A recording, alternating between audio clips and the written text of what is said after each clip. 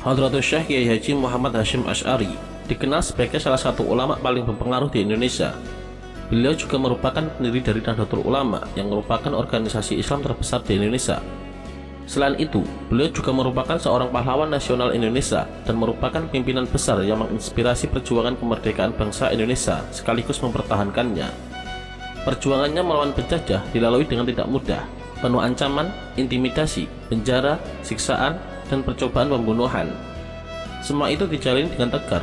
Bahkan Kiai Haji Hasyim Asy'ari menjadi tokoh sentral bagi para pejuang pergerakan nasional. Beliau menjadi tempat bertanya, meminta nasihat, dan fatwa-fatwa keagamaan maupun persoalan kehidupan sehari-hari.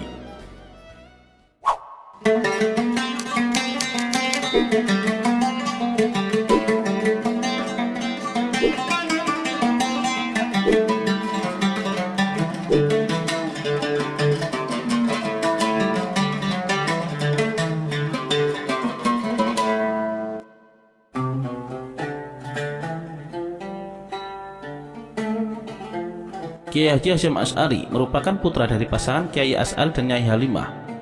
Ayahnya, Kiai Asy'ari, merupakan seorang pimpinan pesantren keras yang berada di sebelah selatan Jombang. Kiai Haji Hasyim Asy'ari merupakan anak ketiga dari 11 bersaudara. Beliau merupakan keturunan dari para ulama dan beliau juga merupakan keturunan darah biru atau bangsawan. Jika dilihat dari nasab jalur ibu, Kiai Haji Hasyim Asy'ari tidak dapat dipisahkan dari kerajaan Majapahit dan Kesultanan Demak. Kiai Haji Wahab Hasbullah menerangkan bahwa leluhur Kiai Haji Hasyim Asy'ari adalah Brawijaya VI yang dikenal dengan nama Kertawijaya atau Damarwulan. Selain itu, ibunya juga merupakan keturunan ke-8 dari Joko Tingkir atau Sultan Pajang. Semenjak di kandungan, beliau telah memiliki tanda-tanda yang menunjukkan bahwa nanti beliau akan menjadi orang yang besar dan panutan banyak orang. Saat masih mengandung, Nyai Halimah melihat tanda-tanda yang luar biasa, yaitu pada suatu malam beliau bermimpi bulan jatuh dan hinggap di perutnya. Kiai Haji Hasyim Asy'ari juga berada di dalam kandungan selama 14 bulan. Bayi yang lebih lama berada dalam kandungan sebagaimana mestinya biasanya memiliki kecerdasan yang melebihi bayi pada umumnya. Apalagi selama masa 14 bulan tersebut, ibunya sering melakukan puasa, ibadah salat malam, dan selalu berzikir.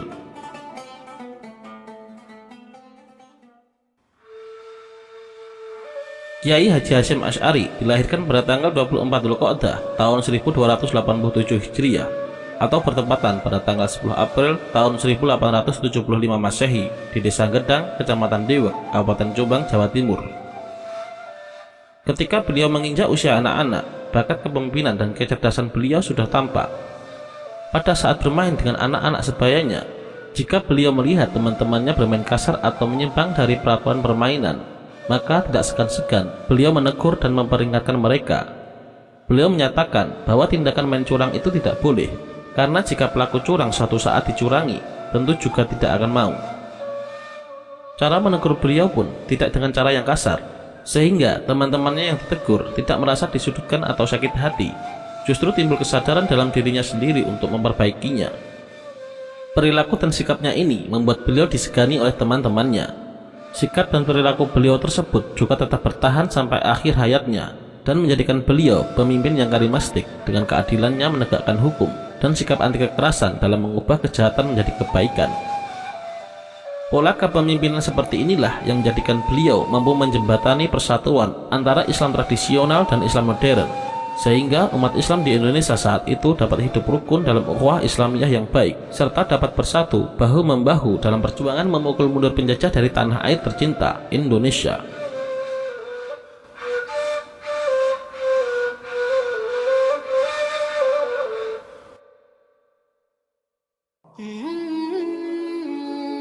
Lahir dari keluarga kiai dan hidup di lingkungan pesantren yang penuh dengan kajian ilmu, tentu membuat Kiai Haji Hasyim Asy'ari mendapatkan pendidikan agama Islam dengan sangat baik dan menjadikan beliau sosok yang haus akan ilmu. Salah satu faktor lagi yang membuat beliau menjadi sosok yang haus akan ilmu adalah karena beliau melihat secara langsung bagaimana perjuangan ayahnya dalam mendirikan pesantren dan mendidik umat. Hidup di lingkungan pesantren, di mana umumnya para santri hidup dengan sederhana, juga membuat nilai kesederhanaan tertanam dalam diri beliau. Kiai Haji Hasyim Asy'ari mempelajari ilmu-ilmu dasar tentang agama Islam dari ayahnya dan kakeknya, Kiai Utsman, seperti ilmu tauhid, fikih, dan lain sebagainya.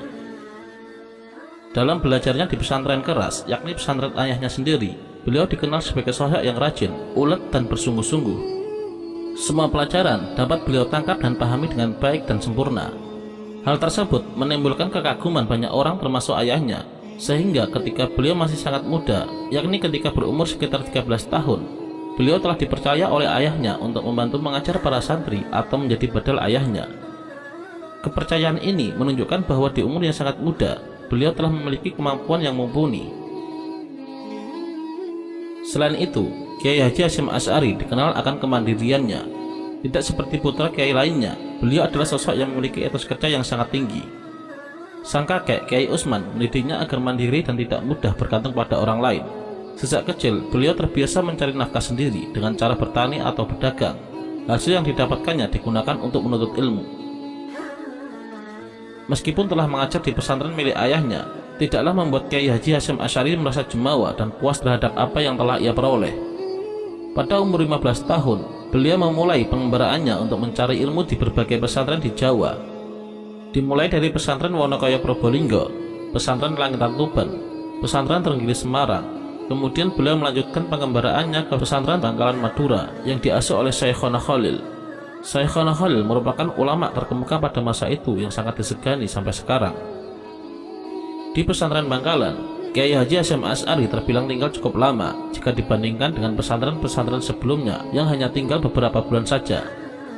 Kemudian beliau melanjutkan pengembaraannya di pesantren Siwalan yang diasuh oleh Kiai Yakub selama 5 tahun. Di tempat ini, beliau tidak hanya mendapatkan ilmu, tetapi juga mendapatkan seorang istri. Kiai Yakub merasa kagum dengan kecerdasan dan kepribadian Kiai Haji Hasyim Asy'ari yang rendah hati, baik budi, tekun, serta teliti. Sehingga tanpa ragu, Kiai Yakub mengangkat beliau menjadi menantunya. Pernikahan ini terjadi pada tahun 1892 ketika Kiai Haji Hasyim Asy'ari berumur 21 tahun. Setelah menikah, beliau mendapatkan hadiah dari sang mertua, yaitu ibadah haji. Beliau melaksanakan rukun Islam yang kelima bersama istri dan mertuanya, dan mereka berada di Makkah selama 7 bulan. Selama di Makkah, Kiai Haji Hasyim Asy'ari tidak hanya menjalankan ibadah haji, akan tetapi kesempatan ini juga beliau manfaatkan untuk menuntut ilmu. Ketika itu, beliau belajar ilmu hadis kepada ulama kondang, yakni Syekh Ahmad Khatib Al-Minangkabawi yang merupakan ulama asal tanah Minang dan menjadi imam di Masjidil Haram untuk menganut mazhab Imam Syafi'i. Selain itu, Kiai Haji Hasyim Asy'ari juga berguru kepada Syekh Al-Alamah Abdul Hamid Al-Darustani dan Syekh Muhammad Shu'aib. Ketika di Makkah, Kiai Haji Hasyim Asy'ari dikaruniai seorang anak yang diberi nama Abdullah. Nama tersebut diberikan dalam rangka mencari berkah terhadap ayah Nabi Muhammad SAW. Namun kebahagiaan tersebut tidak berlangsung lama karena sang istri tercinta meninggal dunia, kemudian disusul sang anak yang hanya berjarak 40 hari dari sang istri. Kesedihan mendalam dirasakan oleh Kiai Haji Hasyim Asy'ari, begitu pula mertuanya. Tetapi beliau tetap tabah dan menerima takdir, karena semua yang di dunia hanyalah titipan dan akan kembali kepada Sang Khalik. Kemudian pada tahun 1893, Kiai Haji Hasyim Asy'ari berangkat kembali ke Makkah.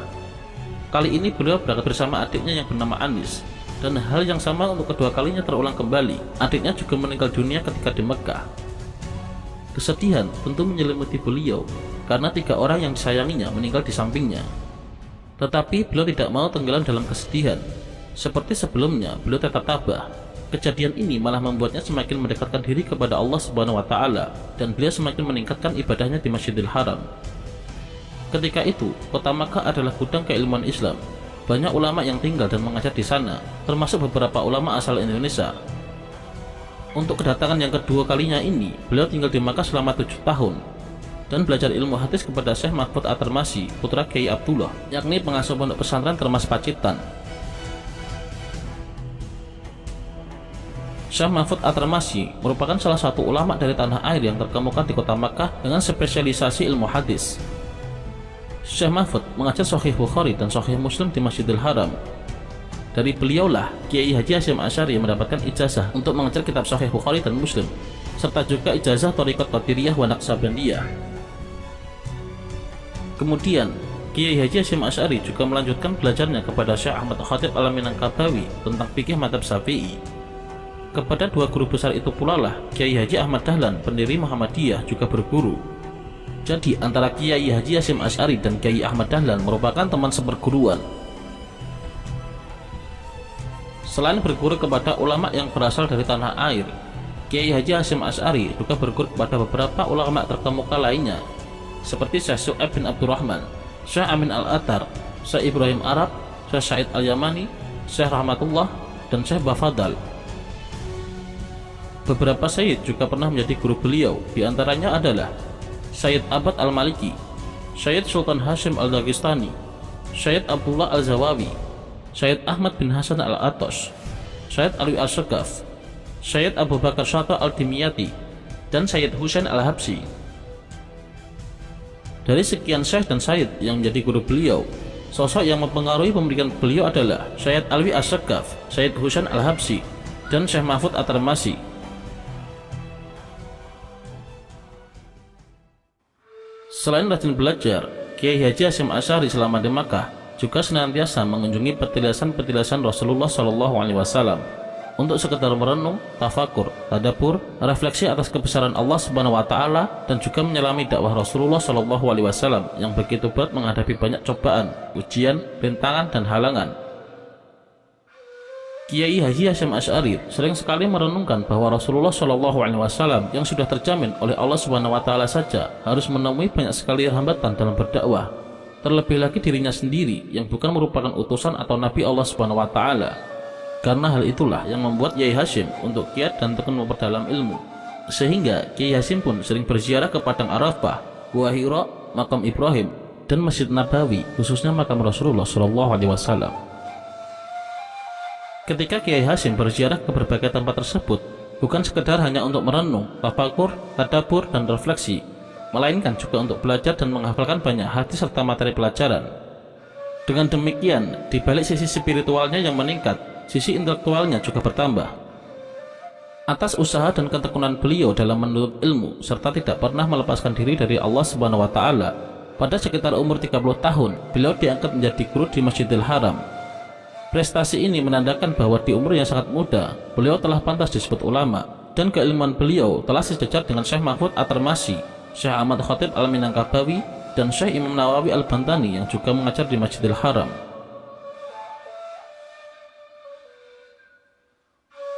Seperti umumnya guru, beliau juga memiliki murid selama mengajar di Masjidil Haram. Ada yang dari Indonesia dan negara lain. Di antaranya adalah Sya'dullah Al-Mairnani yang kemudian menjadi mufti di India, Umar Hamdan yang kemudian menjadi ahli hadis di Makkah, Al-Syihab Ahmad bin Abdullah yang kemudian menjadi ulama di Suriah, dan lain sebagainya. Pencapaian Kiai Haji Hasyim Asy'ari membuat kagum Kiai Romli, pengasuh pesantren Karangkates Kediri, sehingga pada tahun 1899 beliau datang ke kota Makkah bersama putrinya dengan maksud untuk menunaikan ibadah haji, serta meminta Kiai Haji Hasyim Asy'ari untuk mau menikahi putrinya yang bernama Khadijah. Tidak berselang lama dari pernikahan ini, Kiai Haji Hasyim Asy'ari pulang ke Indonesia dengan kepastian ilmu yang mumpuni dan siap diajarkan kepada masyarakat di Indonesia.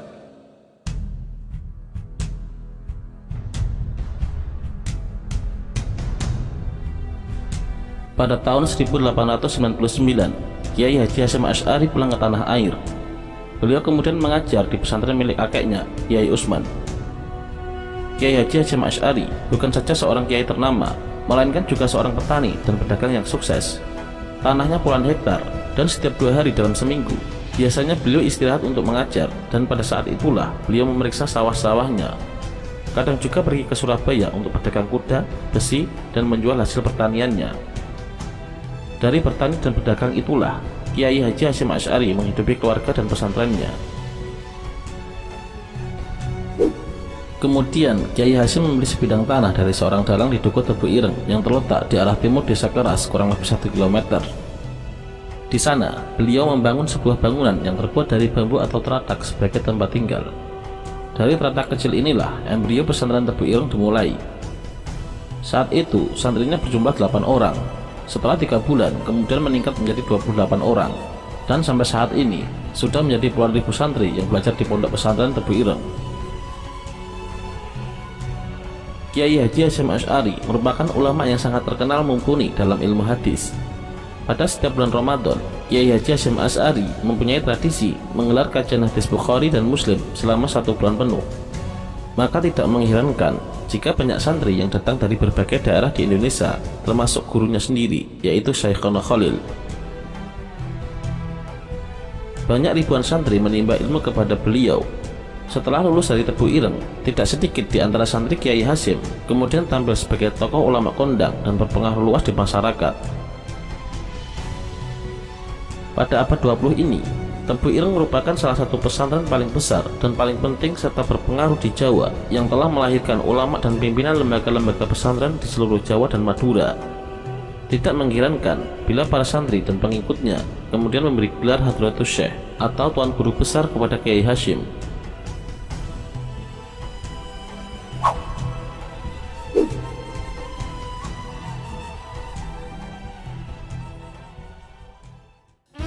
Karena pengaruh Kiai Hasyim yang begitu kuat, keberadaan beliau menjadi perhatian serius penjajah. Baik penjajah Belanda maupun Jepang berusaha untuk merangkulnya. Di antaranya ia pernah dianugerahi bintang jasa pada tahun 1937, akan tetapi beliau menolaknya. Justru Kiai Hasyim Asy'ari sempat membuat Belanda kelimpungan. Pertama, ketika beliau memfatwakan bahwa perang melawan Belanda adalah jihad, Belanda kemudian sangat kerepotan karena perlawanan gigih melawan penjajah muncul di mana-mana. Kedua, Kiai Hasyim juga pernah mengharamkan naik haji memakai kapal Belanda. Fatwa tersebut ditulis dalam bahasa Arab dan disiarkan oleh Kementerian Agama secara luas, sehingga penguasa Belanda menjadi bingung karena banyak umat Islam yang telah mendaftarkan diri kemudian mengundurkan niatnya.